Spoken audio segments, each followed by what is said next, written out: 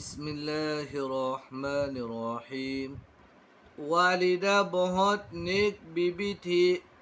امی جان گھنا پرہیزگار استری ہتا، اللہ کو یاد کرنے والی، اللہ نے یاد کروا وارا۔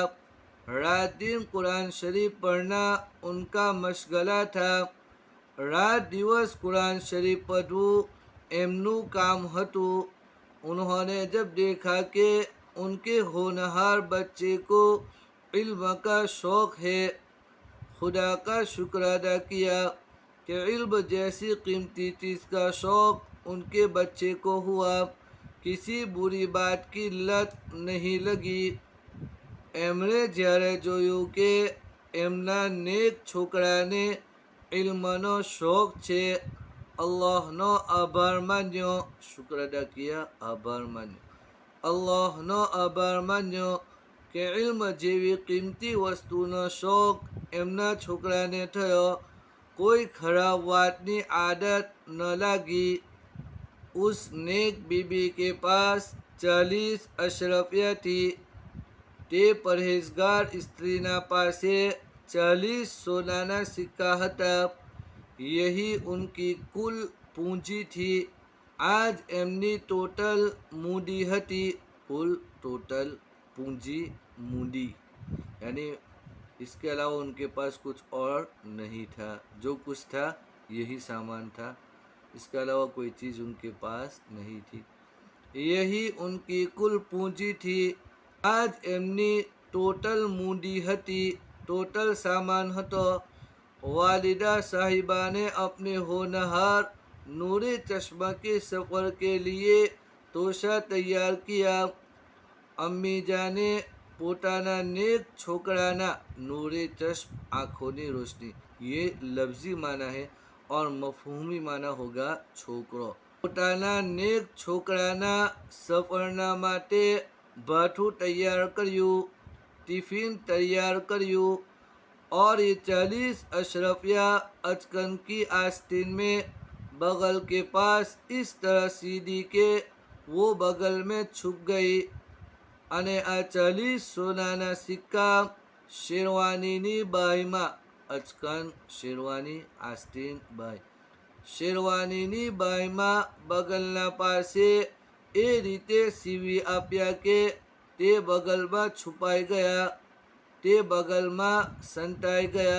जब सफ़र का सामान तैयार हो गया, ये तैयार है, एक नुक्ता है, एक नुक्ता छूट गया है, एक नुक्ता दूसरा बना दे। जब सफ़र का सामान तैयार हो गया, જ્યારે સફરનો સામાન તૈયાર થઈ ગયો, वालिदा ने लखते जिगर को खुदा के सुपुर्द किया। अम्मा जाने પોતાના છોકરાને અલ્લાહના હવાલે કર્યો। અમ્મી જાને છોકરાને અલ્લાહના હવાલે કર્યો, સુપુર્દ किया, अल्लाह के हवाले किया, यानी अल्लाह को सौंप दिया कि हिफाजत करने वाली ज़ात तेरी है। और रुखसत करते हुए फरमाया, अने विदाय करता करता फरमाव्यू, बेटा तुम्हें एक नसीहत करती हूँ। बेटा तमोने एक शिखामण आपू छू, इसको गिरह से बांध लो, हमेशा इसको याद रखना, हमेशा उस पर अमल करना। आने ध्यानથી સાંભળો, गिरह से बांध लो यानी गांठ मारी लो, એટલે કે ધ્યાનથી સાંભળો ને હંમેશા યાદ રાખો। ધ્યાનથી સાંભળો, કાયમ તેને યાદ રાખજો, कायम तेना पर अमल करजो। नसीहत ये है, जब भी बोलो सच बोलो। शिखामण आ छे, જ્યારે પણ બોલો સાચું બોલો। देखो रसूलुल्लाह सल्लल्लाहु अलैहि वसल्लम ने फरमाया है, सच नजात दिलाता है। जुओ रसूलुल्लाह सल्लल्लाहु अलैहि वसल्लम ने फरमाયું છે, સચ્ચાઈ છુટકારો અપાવે છે। सच से इंसान मुसीबत से बच जाता है। सच्चाई थी मानस मुसीबत थी बची जाए छे। सच इंसान की जान बचाता है। सच्चाई मानसनो जीव बचावे छे, जान जीव बचावे छे।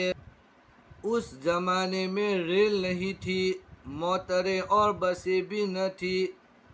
તે જમાનામાં રેલગાડી ન હતી, ગાડીઓ અને બસો પણ ન હતી।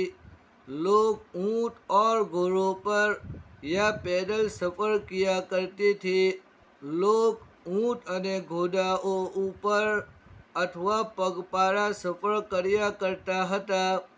और चूके चोरों और डाकुओं का खतरा रहता था, इसलिए बहुत से आदमी साथ सफ़र किया करते थे। અને કેમ કે ચોરો અને ડાકુઓની બીક રહેતી હતી, એટલા માટે ઘણા માણસો સાથે સફર કર્યા કરતા હતા। उसको કાફલા કહા જાતા હૈ, તેને કાફલો કહેવામાં આવે છે, તેને જમાઅત કહેવામાં આવે છે। એક કાફલા બગદાદ जा रहा था, एक जमाअत बगदाद जय रही હતી। ये नौजवान भी उस काफले के साथ हो लिए। आ नौजवान पर તે જમાતના સાથે થઈ ગયા, हो लिए થઈ ગયા। काफला चलता रहा, जमात चालती रही। एक रोज एक पहाड़ के पास से काफला गुजर रहा था कि उस पर डाकुओं ने हमला कर दिया। एक દિવસ એક પહાડના પાસેથી જમાઅત પસાર થઈ રહી હતી, ગુજર રહા था, પસાર થઈ રહી હતી કે એના પર ડાકુએ हमलो કરી દીધો। सारे काफले का मालो सामान लूट लिया। आखी जमातनो माल सामान लूटी लीधो। एक डाकू ने इस नौजवान को भी घेर लिया। एक डाकुए आ नौजवान ने पर पकड़ी लीधो। सारा सामान छीन लिया, बड़ो सामान लूटी लीधो। बस आज यहाँ तक ही पढ़ते हैं। आइंदा बकिया आधा सबक बाकी है, इंशाल्लाह उसको दूसरे सबक में पढ़ेंगे। लंबा सबक है तो 2-3 पार्ट के अंदर पढ़ेंगे। उम्मीद है कि यहाँ तक पूरा सबक अच्छी तरीके से समझ में आ गया होगा। दुआओं की दरख्वास्त है। फ़ी अमानिल्लाह। अस्सलामु अलैकुम व रहमतुल्लाहि व बरकातुहू।